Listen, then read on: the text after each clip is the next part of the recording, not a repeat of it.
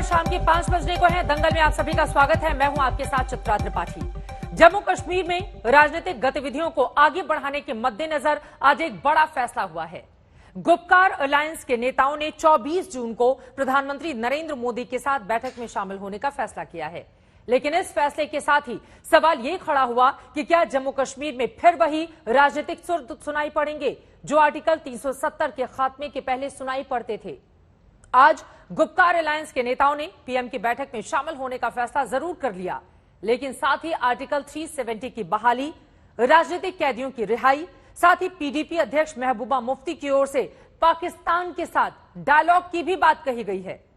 इसीलिए आज दंगल में हमारा मुद्दा है कि क्या पीएम की बैठक से नए कश्मीर को लेकर बात आगे बढ़ सकेगी। आर्टिकल 370 पर कश्मीरी नेताओं के सुर क्या केंद्र सरकार के लिए नई चुनौती नहीं बनेंगे। आज की बहस शुरू करें उसके पहले ये रिपोर्ट देखिए कि वजीर आजम की तरफ से दावतनामा आया है और हम उस दावतनामे में जाने वाले हैं। तो कश्मीर के गुपकार अलायंस के नेताओं ने ऐलान कर दिया है कि वो 24 जून को प्रधानमंत्री नरेंद्र मोदी के साथ बैठक में शामिल होंगे। लेकिन गुपकार अलायंस ने बैठक से पहले ही अपना एजेंडा बता दिया है। बातचीत होगी, डायलॉग होगा। जम्मू कश्मीर के मालूम नहीं है कि उनका क्या एजेंडा है, पर हमारा अपना एजेंडा क्या है उससे हम बखूबी वाकिफ हैं और आप लोग भी वाकिफ हैं। इसके बारे में भी जरूर बात करेंगे, पर असली हमारा मुद्दा जो है 370 और 35A को जिस तरह से गैर कानूनी तरीके से खत्म किया गया है, तो हम उसके बारे में उसके रेस्टोरेशन की बात करें। तो हमारा जो मौक़िफ़ है वो सबको मालूम है। अरगाम ये भी हैं, ये भी जाएंगे और कारिगामी साहब भी हैं। डॉक्टर साहब, क्या आपको ये पता ये एजेंडा क्या रहेगा इस मीटिंग का? कोई भी एजेंडा उनकी तरफ से फिक्स नहीं हुआ है। वहां पे आप हर बात पे बोल सकते हैं। गारंटीज मिली हैं। आर्टिकल 370 की बहाली और जेलों में बंद कश्मीरी नेताओं की रिहाई को गुपकार अलायंस की ओर से मानो राजनीतिक प्रक्रिया को आगे बढ़ाने की शर्त के तौर पर रख दिया गया है। और तो और महबूबा मुफ्ती ने प्रधानमंत्री नरेंद्र मोदी के साथ बैठक से पहले पाकिस्तान को भी एजेंडे में ला खड़ा किया है। No compromise on that. और डायलॉग की बात हमसे डायलॉग कर रहे हैं। हम कहते हैं कि ये दोहा जाके तालिबान से डायलॉग कर रहे हैं। आपने सुना होगा हमारी गवर्नमेंट। तो जम्मू कश्मीर में डायलॉग करे और सबके साथ करे और पाकिस्तान के साथ भी करे रेजोल्यूशन के लिए। जम्मू कश्मीर में राजनीतिक प्रक्रिया आगे बढ़ने की सुगबुगाहट पिछले हफ्ते से हो रही है, जब केंद्रीय गृह मंत्री अमित शाह ने उपराज्यपाल मनोज सिन्हा के साथ विकास के कामों की समीक्षा की थी। अमित शाह की बैठक को जल्द विधानसभा चुनाव की ओर बढ़ने के संकेतों के मद्देनजर अहम माना जा रहा है। इन सब के बीच जहां एक ओर जम्मू कश्मीर में पूर्ण राज्य का दर्जा देने की मांगे उठ रही हैं, तो दूसरी ओर गुपकार अलायंस के पुराने एजेंडे पर लौटने के संकेत सरकार के लिए चुनौती बन सकते हैं। ये हमारे लिए कोई चौंकाने वाली बात नहीं है, क्योंकि उन्होंने कहा है कि हम दो मुद्दों पे बात करने जा रहे हैं। एक तो अनुच्छेद 370 की बहाली और पाकिस्तान से संवाद किया जाए। यह कोई हैरानी की बात नहीं है। आपकी जो पॉलिसी है उसमें ये फिट हो रहे हैं। उनकी पॉलिसी में फारूक अब्दुल्लाओं, उमर अब्दुल्लाओं और ये महबूबाओं की पॉलिसी में आप फिट हो रहे हैं। आप उसी रास्ते पे चल पड़े हैं जो रास्ता कांग्रेस ने अपनाया। जिस रास्ते पर चलते हुए ये तबाही देखनी पड़ी, भारत विरोध देखना पड़ा, जिसके चलते पाकिस्तान इतना बलवती हुआ कि उसकी भी हिम्मत हुई कि वो आज तक भारत के विरोध में है, और वही आपसे कहा जा रहा है वहां। गुपकार अलायंस की ओर से चले गए दांव पर सरकार की प्रतिक्रिया आनी बाकी है, लेकिन बीजेपी के लिए असहज स्थिति तो बन ही गई है। एक तरफ पाकिस्तान यहां बम, बंदूक, पिस्तौल, गोलियां भेजकर जम्मू कश्मीर को लहूलुहान करेगा और दूसरी तरफ हम उससे बातचीत करेंगे, यह संभव नहीं है। यानी कि आतंकवाद और बातचीत एक साथ नहीं हो सकती। सवाल ही पैदा नहीं हो सकता। 5 अगस्त 2019 के बाद से गुपकार अलायंस में शामिल नेताओं ने अपना एजेंडा कभी नहीं छोड़ा। लिहाजा नए कश्मीर को सरकार कैसे मजबूत करेगी, ये देखना होगा। दिल्ली से कमलजीत संधू और जम्मू से सुनील जी भट्ट के साथ आज तक ब्यूरो। 370 खत्म होने के 683 दिनों के बाद ये अहम बातचीत होने जा रही है। यकीनन केंद्र सरकार की ओर से संवाद की ये सबसे बड़ी पहल है, लेकिन पाकिस्तान का राग अलाप के क्या यहां पर कश्मीरी नेताओं की ओर से बड़ी गलती की जा रही है। कई ऐसे मुद्दे हैं जिस पर चर्चा की हम शुरुआत करेंगे। खास मेहमान हमारे साथ जुड़ चुके हैं, उनका तारुफ आपसे करवा देती हूं। भारतीय जनता पार्टी के राष्ट्रीय प्रवक्ता और राज्यसभा सांसद जफर इस्लाम साहब हमारे साथ मौजूद हैं। कांग्रेस पार्टी की ओर से प्रवक्ता सुप्रिया श्रीनेत हमारे साथ जुड़ चुकी हैं। पीडीपी की ओर से नजमुल साकिब साहब, प्रवक्ता आपको कुछ ही देर में टीवी स्क्रीन पर दिखाई देंगे। हमारे साथ कश्मीरी एक्टिविस्ट अशोक पंडित जी आपको टीवी स्क्रीन पर दिखाई दे रहे हैं और साथ ही हमारे साथ नेशनल कॉन्फ्रेंस के नेता शेख इशफाक जब्बार साहब भी जुड़ेंगे। दंगल की बहस का नियम सबसे पहले अपने दर्शकों को बता देते हैं। पहले सवाल के जवाब में हर मेहमान को हम डेढ़ मिनट बोलने का बेरोक टोक मौका देंगे। इसके बाद ही डिबेट ओपन की जाएगी। सबसे पहले आपसे ही शुरुआत करते हुए जफर इस्लाम साहब, पाकिस्तान को भी बातचीत की मेज पर लेकर आए अगर जम्मू कश्मीर की बात करनी है तो। पीडीपी चीफ की ओर से यह कहा गया है, क्या है इस पर आप लोगों की सोच, बीजेपी का टेक? देखिए, बीजेपी का टेक या हमारी सोच जिसके बारे में हम सोच ही नहीं सकते उस पर कोई रिएक्शन देना मेरे ख्याल से सही नहीं होगा। ये देश की बात है। देश पाकिस्तान से उसी वक्त बात कर सकता है जब आतंकवाद खत्म होगा। ये हमारा स्टेटेड ऑब्जेक्टिव है। हमने बहुत बार, एक बार नहीं अनेक बार कहा है। इसलिए वो जो भी कह रही हैं, वो अपनी बात कह रही हैं। उसका संज्ञान कोई ले रहा है कि नहीं ले रहा है, ये हम भी समझ रहे हैं और आप भी समझ रहे हैं कि जो भी कह रहे हैं उसका कोई मतलब सरोकार है नहीं। मैं पहले 2-3 अहम बातें बताना चाहता हूं। देखिए, जो हालात हम चाहते थे, 370 इज नॉन नेगोशिएबल। पाकिस्तान से कोई वार्तालाप हो ही नहीं सकता इस माहौल में। हम जो वहां पर है, अमन का माहौल जो वहां पर है, 370 के खत्म होने के बाद एक आम नागरिक बहुत अपने आप को मजबूत महसूस करता है। हमारी कोशिश क्या थी, जितने पॉलिटिकल पार्टीज के नुमाइंदे हैं उनको छोड़ दीजिए, तो एक आम नागरिक के पास अगर आप जाइएगा, चूंकि मैं बहुत बार वहां गया हूं और अक्सर पार्टी के काम से जाता हूं, तो मुझे इस बात का इत्तेफाक हुआ है कि मैं सब लोगों से जब बात करता हूं तो मुझे समझ में आता है कि जितने भी सरकारी निजाम से जो फायदे पहुंच रहे हैं लोगों को, जो अब तक नहीं पहुंच पाते थे, ये सारे पैसे इकट्ठा श्रीनगर में होते थे और आपस में कैसे बढ़ते थे, उसका कोई अकाउंटेबिलिटी नहीं थी। आज गरीब आदमी अपने आप को मजबूत महसूस करता है। उसके घर में राशन पानी से लेकर उसके अकाउंट में पैसे आते हैं और मुझे लगता है कि आज विकास को लेकर सरकार आगे बढ़ेगी। ठीक है सर, 1.5 मिनट आपका हो गया, आगे आप बातचीत कीजिएगा। सुप्रिया श्रीनेत, चूंकि पीडीपी चीफ की ओर से पाकिस्तान का राग अलापा गया है, कांग्रेस पार्टी इस पर क्या सोचती है? और परसों चूंकि कांग्रेस पार्टी की ओर से गुलाम नबी आजाद साहब भी मुलाकात करेंगे प्रधानमंत्री से, कौन सी बात रखेंगे पीएम के सामने? हमारी एक और एक ही मांग है और ये 6 अगस्त 2019 की CWC रेजोल्यूशन, जो हमारी हाईएस्ट डिसीजन मेकिंग बॉडी है, उसने ये रेजोल्यूशन पास किया था और उसमें कहा गया था कि जम्मू कश्मीर को स्टेट का दर्जा मिलना चाहिए। हमारा ये मानना है कि जम्मू कश्मीर कोई रियल एस्टेट नहीं है, वहां पे जीते जागते लोग हैं और लोकतंत्र की अवमानना जो की गई है ये गैर संवैधानिक है। और ये भी सच है कि स्टेट को जो हटा दिया गया दर्जा और यूनियन टेरिटरी बना दिया गया है, ये सुप्रीम कोर्ट के सामने अभी विचाराधीन है पूरी बात, और इस पर फैसला आना बाकी है।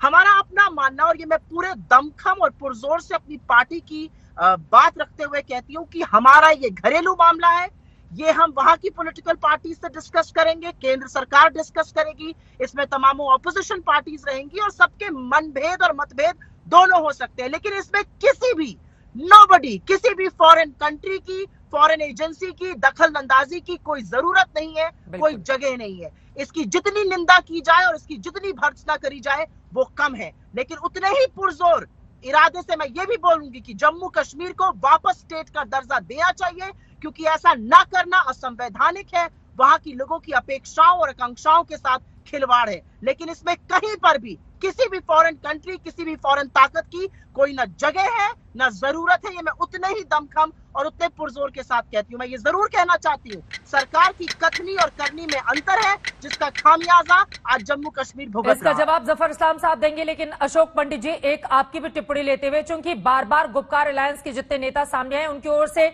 कॉन्फिडेंस बिल्डिंग मेजर यानी कि विश्वास बहाली के उपाय सरकार की ओर से किया जाए, केंद्र इसके लिए पहल करे, बार बार इसी बात पर जोर दिया गया। लेकिन पाकिस्तान का राग अगर अलापा जाएगा तो फिर बातचीत आगे बढ़ेगी कैसे? क्या है इस पर सोच आपकी? चित्रा जी नमस्कार। पहली बात तो एट द आउटसाइड मैं इस पूरे प्रोसेस का खंडन करता हूं, क्योंकि मैं विक्टिम हूं कश्मीर के टेररिज्म का, और इस टेररिज्म के जिम्मेवार ये सारे लोग हैं जिनको इस मीटिंग में बुलाया गया है। कश्मीर को नर्क बनाने में इन सब लोगों का हाथ है। 370 हटने के बाद हमारे में एक जिज्ञासा जगी, एक कॉन्फिडेंस आया, एक पॉजिटिव मैसेजेस हमारे पास आई कि चलिए हम अभी लौटेंगे और कश्मीर के हालात ठीक होंगे, और हालात ठीक होने के कगार पे भी हैं।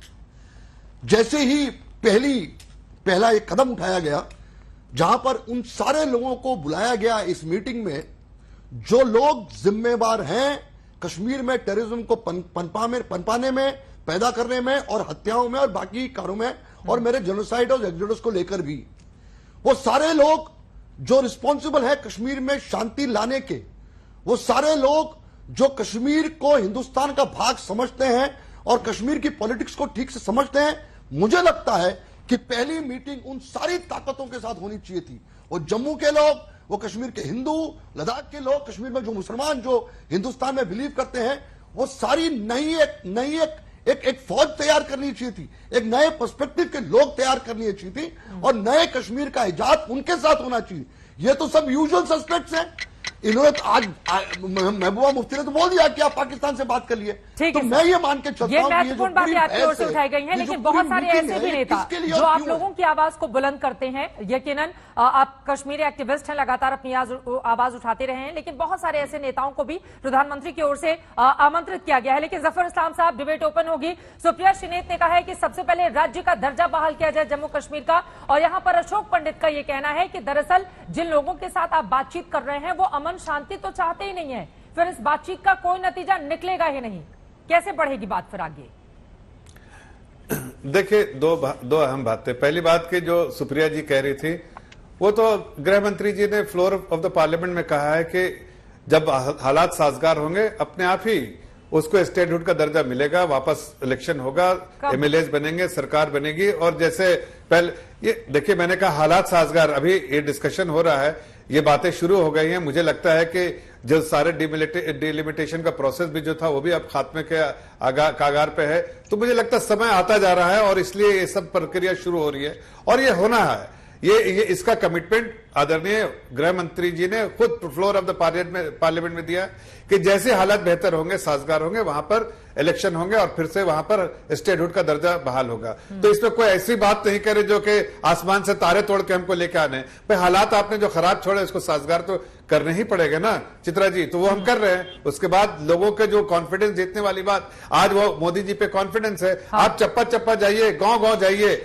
आपको बोलेंगे कि लोग, आप हाथ उठवाइए लोगों को, आप मत बताइए कि आप किस पार्टी के हैं, आप मत बताइए आप कहां से है, लेकिन आप बोलिए कि आपको आज वेलफेयर स्कीम, सरकारी निजाम से जो पैसा आता है, मोदी जी के जो वेलफेयर स्कीम से, सरकारी निजाम से जो पैसा आता है, मिलता है कि नहीं? सब बोलते हैं हाथ उठा के हाँ मिलता है, और पहली बार मिल रहा है। पहली बार ऐसा हो रहा है कि हमें हमारी उन लोगों से भी आप जो बात कह रहे हैं जफर साहब, उसका मैं जवाब ले लूंगी। आप अपनी बात को आगे बढ़ाइएगा। नजमा साकिब साहब, पीडीपी के प्रवक्ता हमारे साथ जुड़ गए हैं, बड़े देर से हम इंतजार कर रहे थे।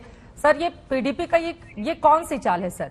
मुंह में घाटे की बात और दिल में पाकिस्तानी राग, ऐसे बातचीत कैसे आगे बढ़ेगी? नजमा साकिब जी, क्या आप जज बैठे हैं यहाँ पे? हमने पाकिस्तान की बात की, देश की बात है, तो सवाल आपसे पूछा जाएगा ना। आप कोई जज नहीं बनते हैं, नहीं। सवाल तो आप तय नहीं करेंगे कि कौन सा सवाल आपसे पूछा जाएगा? सवाल पूछिए, आप सवाल पूछिए, मैं जवाब दूंगा। सवाल ही पूछा है, सर्टिफिकेट सवाल ही पूछा है साहब, अपनी बात आगे बढ़ाइए। आपके सवाल जो है सिंपल, उसका जवाब दूंगा। आज मोदी गवर्नमेंट जो है फेल हो गई। आज जो जिन लोगों को कल तक ये बोलते थे कि इनको हम खत्म करेंगे, इनका नामो निशान डायनास्टीज का मिटा देंगे, आज प्राइम मिनिस्टर और होम मिनिस्टर आ रहे हैं, उनके सामने बात कर रहे हैं। मैं घुटने टेकना नहीं बोलूंगा क्योंकि वो सियासी पॉलिटिकली इनकरेक्ट लैंग्वेज होगी, बट मैं ये कहूंगा it is good that they have realise, उनकी अपनी गलतियां रियलाइज की हैं। इन्होंने काफी कोशिश की थी कि यहाँ जो है बॉन्साई डेमोक्रेसी यहाँ पे खड़ी की जाए, बहुत सारी पार्टी को इन्होंने खड़ा किया था यहाँ पे कि ये जो लोगों के रिप्रेजेंटेटिव है, आज वो एक्सेप्ट फेलियर कर रहे हैं। बट उसके साथ साथ आज जम्मू कश्मीर की जो पॉलिटिकल पार्टीज है, इन्होंने आज साबित करके दिया कि जम्मू कश्मीर की जो सियासी पार्टीज है, रीजनल पार्टीज है, वो कभी भी डायलॉग से शाय अवे नहीं करेंगे, ना ही अपनी रिस्पॉन्सिबिलिटी से दूर भागेंगे। हाँ, आप लोगों ने ये बात आपकी सही है, हम लोगों को पाकिस्तान के साथ लेकिन बातचीत क्यों करनी चाहिए हिंदुस्तान को कश्मीर के मसले पर? वो तो ये लोग कर रहे हैं। कौन कर रहा है?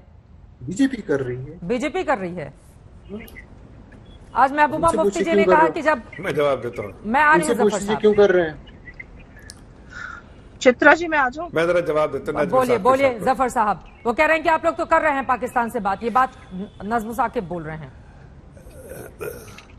देखिए, ये आप घाटी में जाइए अगर आप, तो इनका रेलेवेंस खत्म होते जा रहा है। धीरे धीरे इनका रेलेवेंस खत्म होते जा रहा है। ये सोच रहे हैं कि मजबूत पॉलिटिकल पार्टी है, बट जमीन में आप जाके देखिए तो ये मजबूत होते होंगे कभी, आज तो बिल्कुल खत्म हो चुके हैं। अब वहां एक नई पार्टी उभर रही है, नया यूथ जो है वो पॉलिटिकल स्पेस में आ रहे हैं, और धीरे धीरे जो है आप देखिएगा ये सारे लोग, अरे भाई बुलाना पॉलिटिकल प्रोसेस में सबको बुलाना अगर हम लेकिन आप भी जानते हैं कि आप वहां इररिलेवेंट हो रहे हो। वहां की जनता, हमने कोई रिलेवेंट नहीं किया, वहां के अवाम ने आपको रिलेवेंट किया है।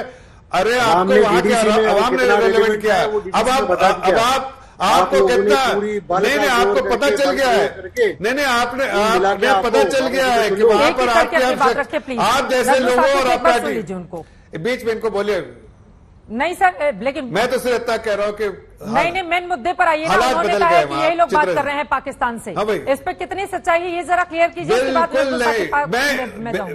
बिल्कुल नहीं, मैं खुल के सीना ठोक के कह रहा हूं कि इस बात में कोई सच्चाई नहीं। हाँ, सरकार उस वक्त बात करेगी जब पाकिस्तान में आतंकवाद खत्म होगा, आतंकवादी ठिकाने खत्म हो जाएंगे, और ये लोगों की सहानुभूति जो पाकिस्तान के साथ है वो खत्म हो जाएगी, इसलिए कि वहां की जनता झूठ बोल रहे हैं आप पाकिस्तान के मसले अवाम है, ये इनको रिजेक्ट करने वाले हैं। ठीक है, जवाब ले लेते हैं। जफर साहब 2 मिनट सुन लीजिए। देखिए, आप लोगों को आज समझना होगा कि बीजेपी जो है ये यूटर्न में कैसे मशहूर। पहले इन्होंने हमें बोला गुपकार गैंग, आज बोल रहे हैं गुपकार लीडर्स। जब उन्होंने हमारे साथ हुकूमत बनाई, एजेंडा ऑफ अलायंस पे दस्तखत की, उस टाइम बोला जी हम पाकिस्तान से बात करें, फिर बोला जी हमने दस्तखत नहीं की। ठीक है, ये वैसे ही लोग हैं, इनका बार बार ये यूटर्न। आज अब देखिए यूएई के जो एम्बेसडर है खुल के बोल रहे हैं हमने फैसिलिटेट किया, अमेरिकन इंटरफेयर कर रहे हैं। इन्होंने देश को जो है किस कगार में खड़ा कर दिया कि जहां हर एक मुल्क आता है घंटा बजा के थोड़ा सा बोलता है कि आप कश्मीर में बात करो, ये हर एक इंटरफेरेंस कर रही है। इन्होंने तो मुल्क को ऐसा बेहाल कर दिया, इन लोगों से संभला नहीं जा रहा है। हर एक मुल्क आके कह रहा है जी आप वो करो अपने मुल्क में, ये करो अपने मुल्क में, और आप लोगों से बहुत संभाला जा रहा है बिना पाकिस्तान के। तो आप लोगों की कोई भी बात आगे सुप्रीम में फौरन आ रही है। पाकिस्तान के साथ ये लोग बात कर रहे हैं। अरे आपकी चीफ बोल रही है ऐसा, आपकी चीफ बोल रही है ऐसा कि पाकिस्तान के साथ भी जम्मू कश्मीर में अगर शांति चाहिए तो बातचीत कीजिए। ये कौन सी बात हुई? कौन है पाकिस्तान? कौन है पाकिस्तान? वो मना कर रहे हैं। देश को नहीं खबर है कि बीजेपी बात कर रही है पाकिस्तान से। आप अपनी बात कीजिए। क्यों कर रहे हो? पहले तो आप मना करते हैं कि नहीं बातचीत के लिए नहीं जाएंगे, फिर आप बातचीत के लिए तैयार होते हैं। इसके पहले स्थानीय चुनावों को लेकर आप लोगों की ओर से मना किया गया, फिर उसमें शामिल होते हैं। यूटर्न तो आप अपना देखिए ना साहब, वो मना कर रहे हैं पाकिस्तान की बात। आप अपना बताइए क्यों कहा है कि पाकिस्तान को बातचीत के लिए जवाब मांगिए, इनसे जवाब मांगिए। पाकिस्तान से क्यों बात कर रहे हैं? अगर हम लोग जब 3 साल एडवोकेट कर रहे थे पाकिस्तान से बात कर रहे थे, हमें दहशतगर्द बोलते थे। अब जब वो इनकार कर रहे हैं तो बात कैसे आगे बढ़ाऊं मैं उनके साथ? झूठ बोल रहे हैं। सुप्रिया अपनी बात कह दीजिए। तो देश को इन्होंने हमेशा बार बोला, लेकिन उसके बाद तालिबान से आपकी बातों पर किसी को भरोसा नहीं है साकिब साहब। पहले पाकिस्तान पर अपना स्टैंड क्लियर कीजिए, फिर मैं आपसे बात आगे बढ़ाऊंगी। पहले पाकिस्तान पर अपनी बात को क्लियर कीजिए, उसके बाद मैं आऊंगी। सुप्रिया सिंह जल्दी से आपकी टिप्पणी। ठीक है, चुप रहिए अब आप। ठीक है सर, हो गई आपकी बात। सुप्रिया। चित्रा जी, मेरा ये मानना है कि पाकिस्तान की हमारे देश के डायलॉग में कोई जगह नहीं है। उससे कोई भी बात कर रहा है उसकी भर्त्सना होनी चाहिए, लेकिन उतनी ही भर्त्सना सरकार के एक तरफा फैसले की भी होनी चाहिए। ये जो ऑल पार्टी मीटिंग 2021 जून में बुलाई जा रही है, ये अगस्त 2019 में बुलाई जानी चाहिए थी। सर्वसम्मति से फैसला लेते, कहीं पर शंका या शोक की शिकायत ही नहीं होती। आपने ऐसा क्यों नहीं किया? आपने नेताओं को वहां घर बंद कर दिया, आपने वहां पर क्लैम्प डाउन लगा दिया, इंटरनेट काट दिया, एक बड़ा इलाका हमारे देश का पूरे विश्व और देश से काट के महीनों सालों रखा। लॉकडाउन जरा सा हुआ था, सारे देश में त्राहिमाम मच गया था। जम्मू कश्मीर हमारे यहाँ से कितने टाइम तक कटा रहा था। जो सरकार का एक तरफा फैसला था वो गलत था। और मैं 2 बातें कहकर अपनी बात खत्म करूंगी। पाकिस्तान से बात की कोई जगह नहीं है, लेकिन पाकिस्तान के साथ सरकार का जो ढुलमुल रवैया है उसकी भी कोई जगह नहीं है। आपने आईएसआई को अनुमति कैसे दी पठानकोट आने की? आपका ध्रुव सक्सेना, आपकी बीजेपी आईटी सेल का था, पाकिस्तान की वहां पे मुखबिरी करते हुए पाया गया था। बसरत आलम को आपने रिहा किया, जम्मू कश्मीर में और उसने कितने दंगों को अंजाम दिया। मसूद अजहर और उसके लोगों को भाजपा ने रिहा किया था, 26/11 को अंजाम दिया था। 2016 में दाऊद की बीवी हिंदुस्तान आती है, बेधड़क घूम के चली जाती है। महाराष्ट्र के इनके तब के मिनिस्टर उससे फोन पर बात करते हुए पाए जाते हैं दाऊद से, कोई जांच नहीं होती, पद से हटा दिए जाते हैं। ठीक है, आप अपनी बात आगे बढ़ाएगा जफर साहब, जल्दी से जवाब दीजिए। हमारे साथ इशफाक जब्बार भी जुड़े हुए हैं, उनसे भी जवाब लेना है जल्दी से। जो आरोप आपके ऊपर लगाए गए हैं उस पर क्या है, आप जवाब दीजिए इस पर जल्दी से।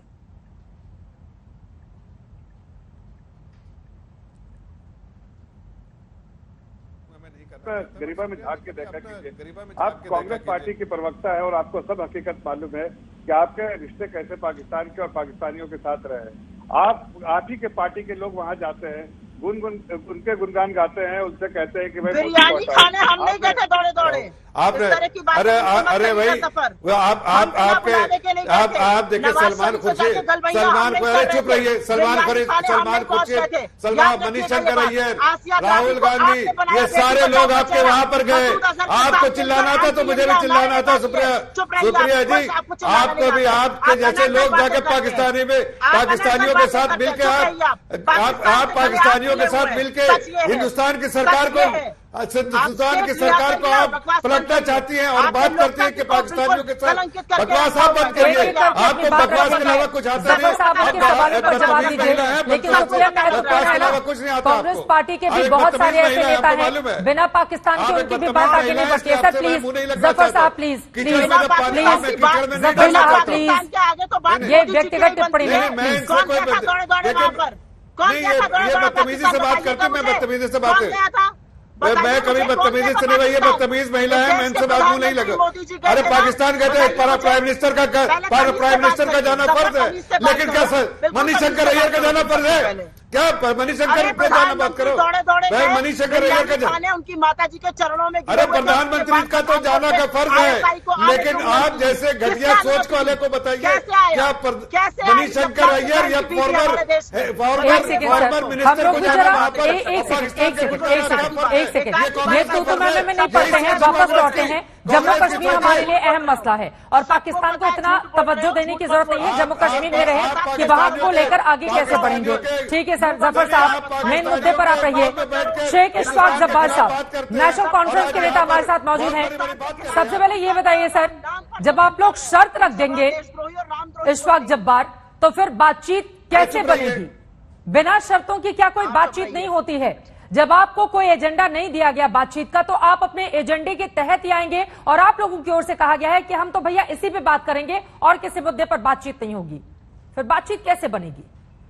देखिए, जहां तक बातचीत का ताल्लुक है, मुझे लगता है बातचीत होनी चाहिए और मुद्दे इन्होंने खुद ही उभारे हैं। जो आज की जो सरकार है वो उन्होंने खुद ही इश्यूज बनाए हैं, तो उन इश्यूज को एड्रेस करना जरूरी है। ये गुपकार अलायंस का ये पाकिस्तानी प्रेम जाता क्यों नहीं? ये अपने आप में बड़ा सवाल है ना। आप खुले मन से कश्मीर की बात कीजिए, वहां के विकास को लेकर, वहां के नागरिकों को लेकर, रोजगार को लेकर, ये ज्यादा मुद्दे अहम है या फिर पाकिस्तान को खींच कर लाया जाए कि नहीं पाकिस्तान से भी आप बातचीत कीजिए? इसकी क्या जरूरत है? देखिए, जहां तक नेशनल कॉन्फ्रेंस का ताल्लुक है, नेशनल कॉन्फ्रेंस हमेशा बातचीत में यकीन रखती है। एक सेक्युलर पार्टी है और इसका जड़े जो जम्मू कश्मीर में है, जो एक नेशनलिस्ट जिसको कहते हैं जो पार्टी है। लेकिन जहां तक ये एक अलायंस है 4-5 पार्टियों का, जो एक अलायंस बना है, गुपकार अलायंस जिसको आप कहते हैं, तो उस हिसाब से एक एजेंडा इन्होंने फ्रेम किया है मिलके कि किन किन मुद्दों पे बात की जाए, जैसे पॉलिटिकल प्रिजनर्स को छोड़ा जाए।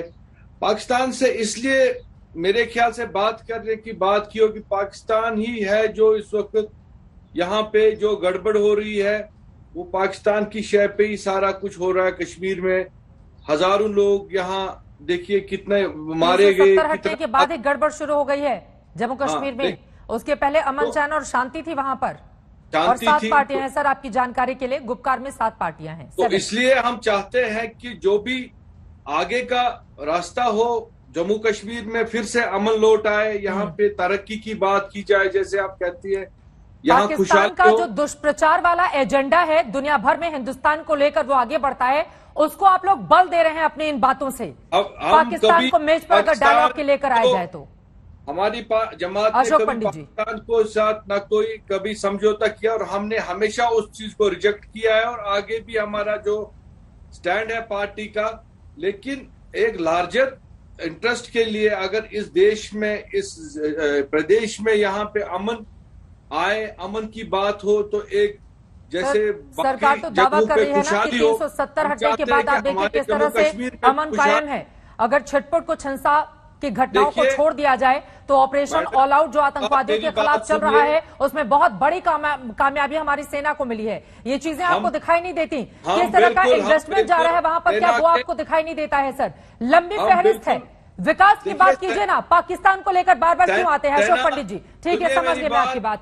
सर, हो गई, आप एक तरफा बोलेंगे ऐसे, बाकी लोगों को भी सुनिए। चित्रा जी, जो पैरामिलिट्री फोर्सेस है, सेना है, वो बहुत ही अच्छा काम कर रही है।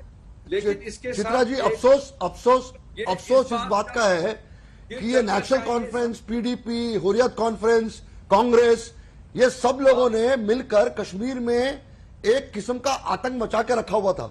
अफसोस इस बात का है कि कांग्रेस की प्रवक्ता जो आपके शो में वो कह रही है कि इंटरनेट खत्म हो गया था, इनको अंदर डाल दिया गया था। अरे किनको अंदर डाला था? ये वो लोग हैं जिन्होंने कश्मीर में बाकायदा टेररिज्म को बढ़ावा दिया है, जिन्होंने पाकिस्तान की भाषा ही हर वक्त की है, जो रिस्पॉन्सिबल है 3.5-4 लाख कश्मीरी हिंदुओं के निर्वासन और उनके जेनोसाइड के लिए।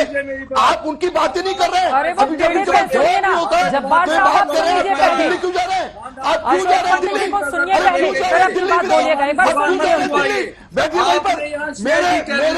मेरे इंटेंशंस को या मेरे एग्जिस्टेंस को आप सवाल नहीं उठा सकते।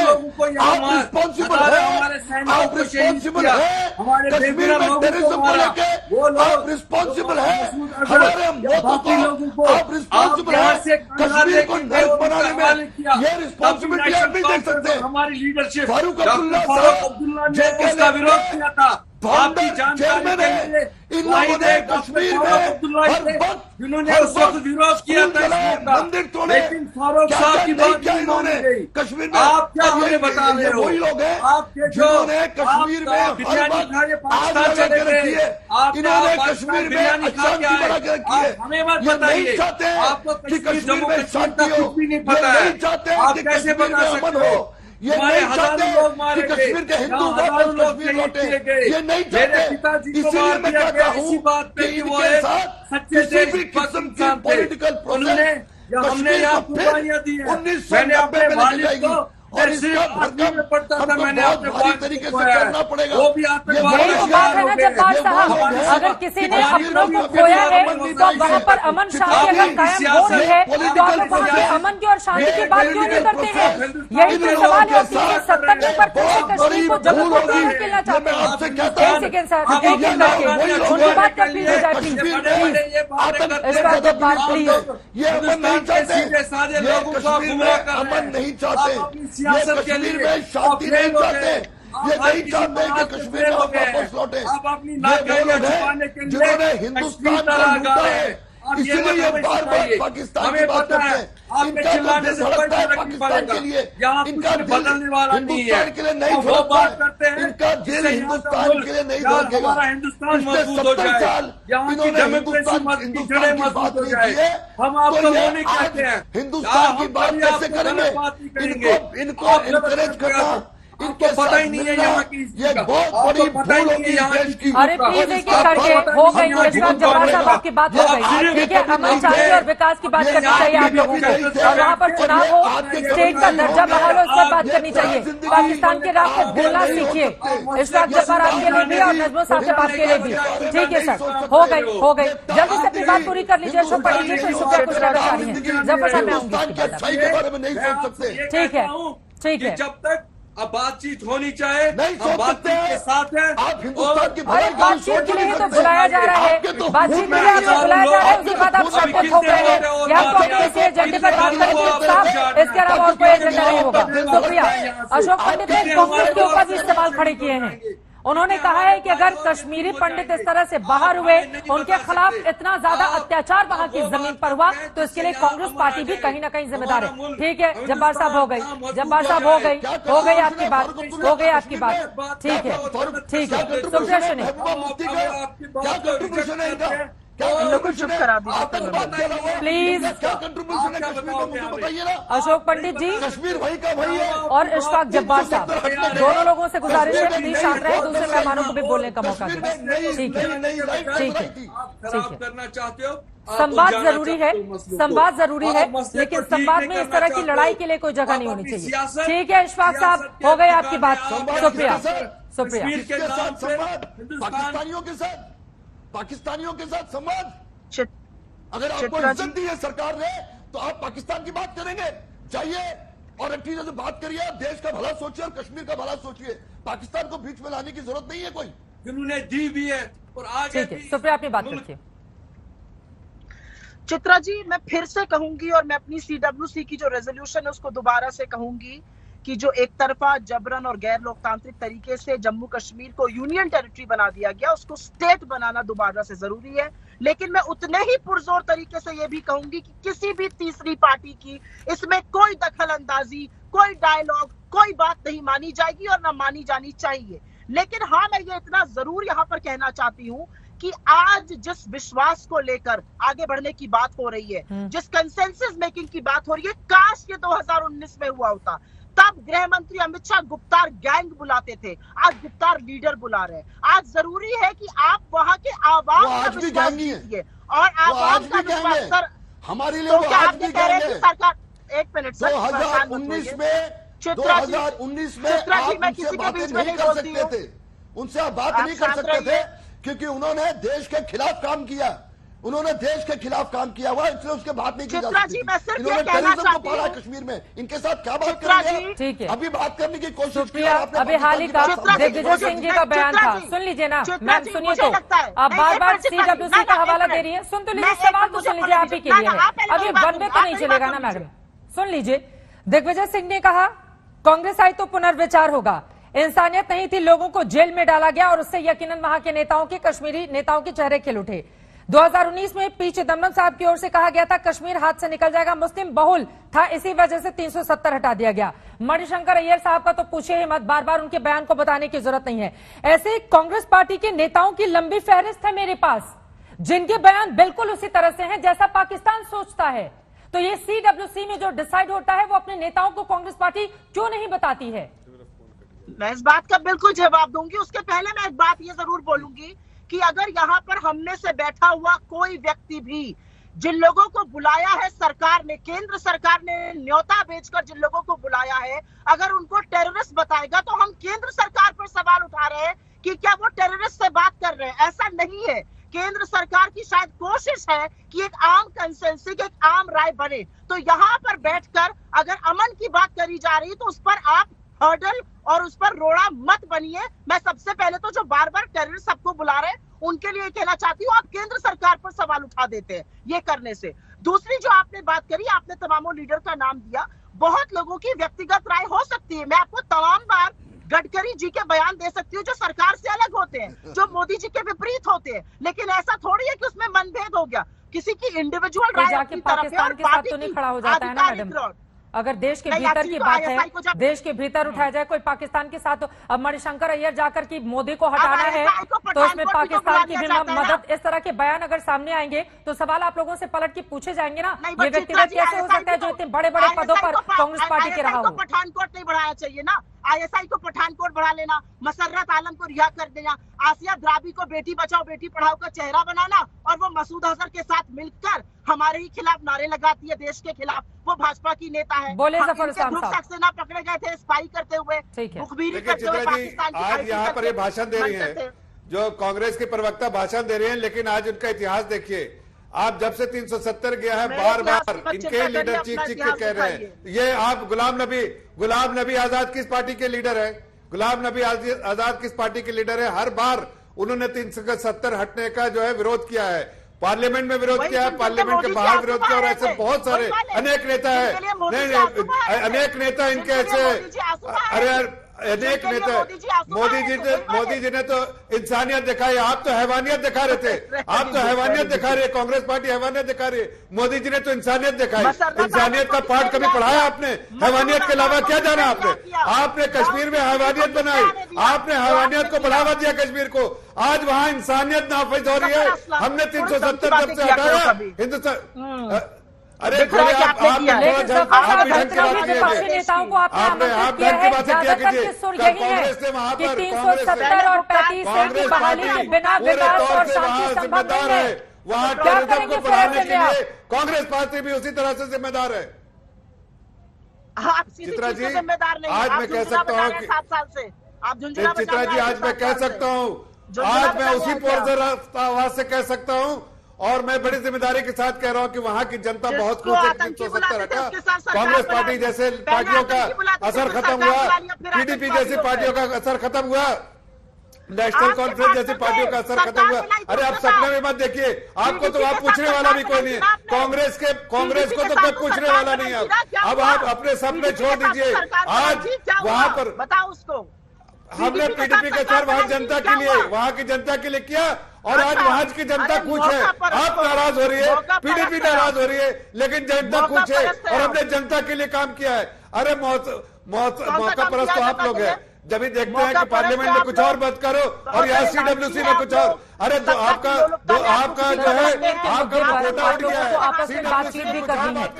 संवाद अगर इस तरह से बनेगा तो बातचीत आगे कैसे बढ़ेगी, ये अपने आप में बड़ा सवाल है। जफर इस्लाम साहब और विपक्षी पार्टियां जो कश्मीर से 370 के ढोल को लेकर यहाँ पर पहुंच रही हैं, अगर वो वही बजाती रहेंगी तो फिर बातचीत को आगे कैसे बढ़ाएंगे, ये भी तो महत्वपूर्ण सवाल है। फिलहाल आप लोगों का माफ कीजिएगा अशोक पंडित जी, वक्त इतनी की इजाजत देता है। सर, आप 5 लोगों का बहुत शुक्रिया हमारे साथ इस चर्चा में शामिल होने के लिए। लेकिन यकीनन घाटी में जिस तरह से मौसम की बयार बह रही है, क्या सियासी बयार भी उसी तरह से बहेगी? डल झील की बर्फ तो पिघल चुकी है, लेकिन ये जो बर्फ 2019 से लगातार कायम है, इसको पिघलाने की जो बड़ी कोशिश केंद्र सरकार की ओर से की जा रही है, क्या उसमें कामयाबी मिल पाएगी, ये अपने आप में बड़ा सवाल है। लेकिन यकीनन केंद्र की ओर से संवाद की ये बड़ी कोशिश है और कोशिश रंग लाती है, ऐसा उम्मीद भी जाहिर किया जा रहा है। आगे क्या होगा इस पर रहेगी हमारी नजर।